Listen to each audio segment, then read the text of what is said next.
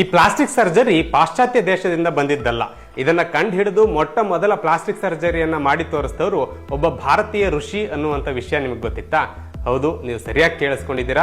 ಸುಮಾರು 2600 ವರ್ಷಗಳ ಹಿಂದೆ, ಅಂದ್ರೆ ಕ್ರಿಸ್ತಪೂರ್ವ 600ರಲ್ಲಿ ಸುಶ್ರುತ ಅನ್ನುವಂಥ ಒಬ್ಬ ಋಷಿ ಇರ್ತಾರೆ. ಅವ್ರು ಎಂಥ ವೈದ್ಯರಾಗಿದ್ರು ಅಂತಂದ್ರೆ, ಆ ಕಾಲಕ್ಕೆ ಏನಾದ್ರೂ ತಪ್ಪು ಮಾಡಿದಾಗ ಅಪರಾಧಿಗಳಿಗೆ ಮೂಗು ಕಟ್ ಮಾಡುವಂತಹ ಒಂದು ಶಿಕ್ಷೆಯನ್ನ ಕೊಡ್ತಾ ಇದ್ರು. ಏನಾದ್ರೂ ಒಂದು ಮಾಡ್ಬೇಕಲ್ಲ ಅಂತ ಯೋಚನೆ ಮಾಡಿದ ಅವರು ಒಂದು ಶಸ್ತ್ರಚಿಕಿತ್ಸೆಯನ್ನ ಕಂಡುಹಿಡಿತಾರೆ. ಅದೇ ಇವತ್ತಿನ ಪ್ಲಾಸ್ಟಿಕ್ ಸರ್ಜರಿ. ಅವರು ಮೊಟ್ಟ ಮೊದಲ ಬಾರಿಗೆ ಹಣೆಯಿಂದ ಚರ್ಮವನ್ನ ತೆಗೆದು ಮೂಗನ್ನ ರೀಕನ್ಸ್ಟ್ರಕ್ಷನ್ ಮಾಡ್ತಾರೆ ಆ ಚರ್ಮದಿಂದ. ಅದನ್ನ ಮೊಟ್ಟ ಮೊದಲ ಪ್ಲಾಸ್ಟಿಕ್ ಸರ್ಜರಿ ಅಂತ ಇವತ್ತಿಗೂ ಕೂಡ ಪರಿಗಣಿಸಲಾಗುತ್ತೆ. ಅದಕ್ಕೆ ಅವರನ್ನ ಪ್ಲಾಸ್ಟಿಕ್ ಸರ್ಜರಿಯ ಪಿತಾಮಹ ಅಂತ ಕೂಡ ಕರೆಯಲಾಗುತ್ತೆ. ನಿಮಗೆ ಅನುಮಾನ ಇದ್ರೆ ನೀವು ಗೂಗಲ್ ಮಾಡಿ ನೋಡಬಹುದು.